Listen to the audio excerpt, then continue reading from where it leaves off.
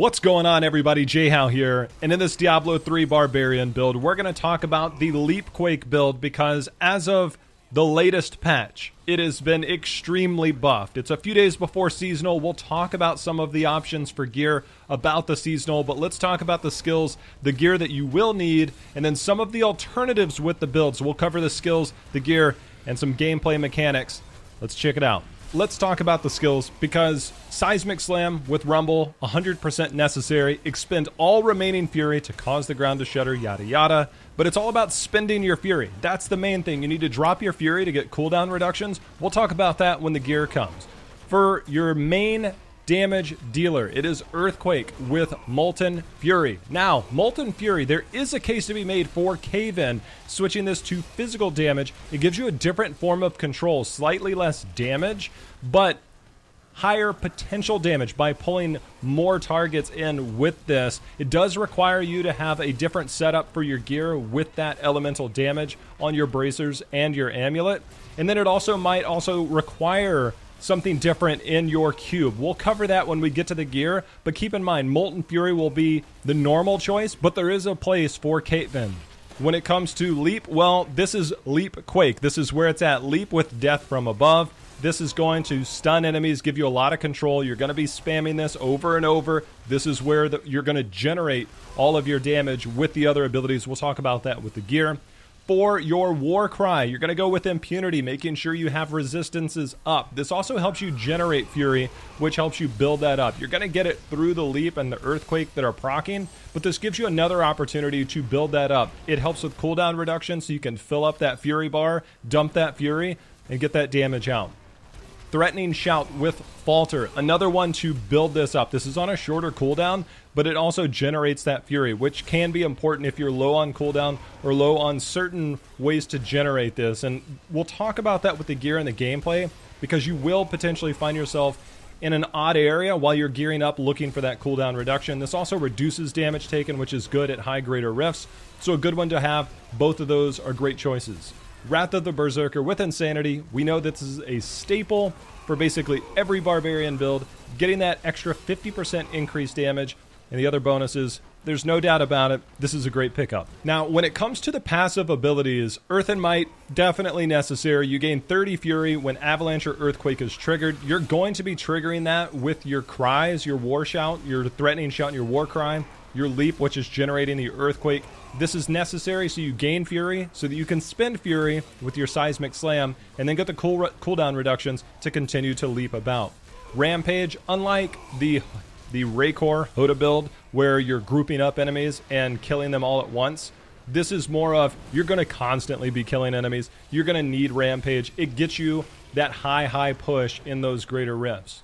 Brawler, as long as there are 3 enemies around you, which most of the time there definitely will be, this gives you the opportunity to just have 20% increased damage, makes rift running really strong. For your other passive, there are some alternatives you can go with here. You're going to be wearing a Hellfire Amulet, so having something like Ruthless or Boon of Bolcathos, or even this here with the Nerves of Steel, there is some way to go about this. We've even seen Superstition rise up to help you with the non-physical damage. Because you have high strength, you already have high armor, but we're looking at non-physical damage here to mitigate damage, and there are different ways to go about approaching this rune.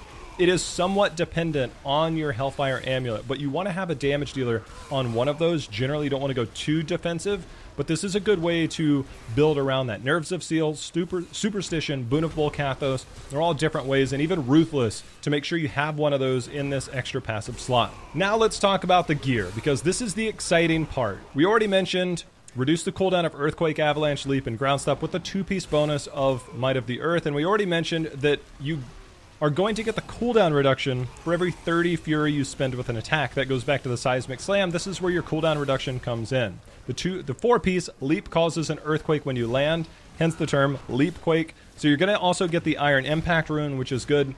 But moving on to the 6-piece, this is where the massive buff comes in. Now this is up to 20,000% increased damage whenever for your Earthquake, Avalanche, Leap, yada yada. Since you're going to be using Seismic Slam, Earthquake, and Avalanche, I mentioned that there might be some alternatives. Because this also affects Seismic Slam, it might also bring up a different bracer slot. and we'll talk about that in a moment.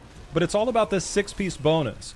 Getting that damage out, mainly around your Earthquake, is where it's going to come in. But now let's look at some of the other gear and some of the other potential options. One of the main things, though, is Blade of the Tribes. This, your War Cry and Threatening Shout, cause an avalanche and earthquake. Since you're running both of those, you're going to get additional earthquakes coming down. This is where some of your damage comes in, as well as this also has in its primary the earthquake increased damage on that. So it's very strong, very necessary for this build. Now, going back to the bracer thing that I was just mentioning, strong arm bracers are really strong. Getting that extra damage from those enemies you are hitting with that stun, that knockback, can be pretty potent. But there is something to be said about bracers of destruction. Going Seismic Slam, getting that huge damage increase. Now, if you go this route, you're pretty much securing that you're getting both damage from Earthquake and Seismic Slam. And we'll talk about if you're going this, you might want to go with a different item in Kanai's Cube, which we'll get to in a moment. But there is another option, the Ancient Parthen Defenders. That's for damage mitigation. But right now, you want to focus your bracers on amplifying your damage. So the strong arm bracers are strong, but so are bracers of destruction. There's going to be some play around this, and you'll see both of these in different forms. But if you are going into Cave-In, you also want to make sure and go physical damage. This is where bracers come in, the bracers of destruction, because you want to switch this to physical damage, which means that you would opt for Cave-In on your Earthquake to turn that to physical. That way you have the synergy with your Seismic Slam as well. So you can switch this over to physical. If you go bracers of destruction, then you might want to opt in for Cave-In as well on your Earthquake to go full physical. Then you would also roll physical on top of your amulet. And so now you can see where some of the alternatives come in. For all intents and purposes, strong arm are always going to be strong given the nature of this build, but this is a chance for an alternative.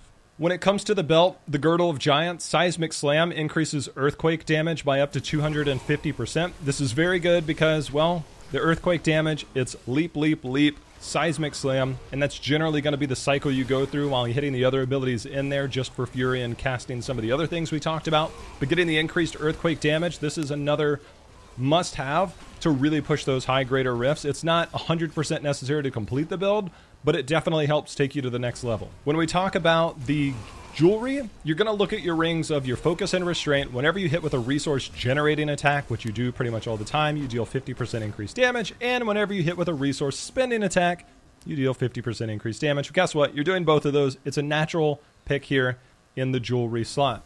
I already mentioned in your amulet slot, the Hellfire Amulet, and some of the alternatives you could go with there, depending on what passive you get, can also determine what Hellfire you get, or what passive vice versa. So keep that in mind with your Hellfire Amulet.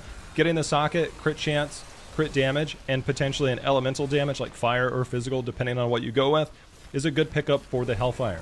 Now, another thing important to mention is your gear. On your gloves and your shoulders, you want to have cooldown reduction. This isn't absent of some cooldown reduction to make sure that you're not staggering that leap, because if you are not being able to cast your leap after your Seismic Slam, you now become vulnerable, and that's very difficult to do at high greater reps. So make sure you have cooldown reduction on your gloves, shoulders, maybe even on one or two of your rings. You'll start to find that nice balance, but definitely on your gloves and shoulders you need that.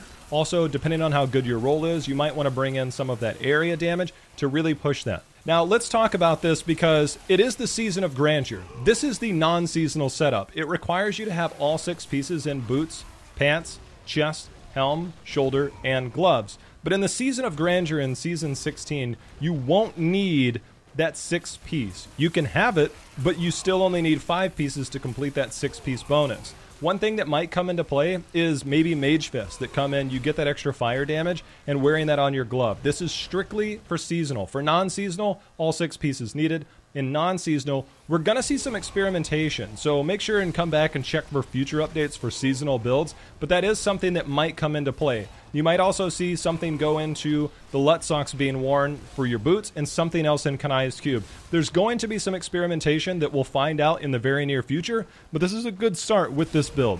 A few other quick notes. You might want to consider, instead of running the diamonds in your chest and your pants, maybe using those strength ones, but diamonds will give you that resistance. The strength might be enough to push you over the top, and a diamond in your helm. For Kanai's Cube, the Furnace is so incredibly strong in that weapon slot. Because this does do well against elites, you can add that extra damage and burn through those elites with the Furnace.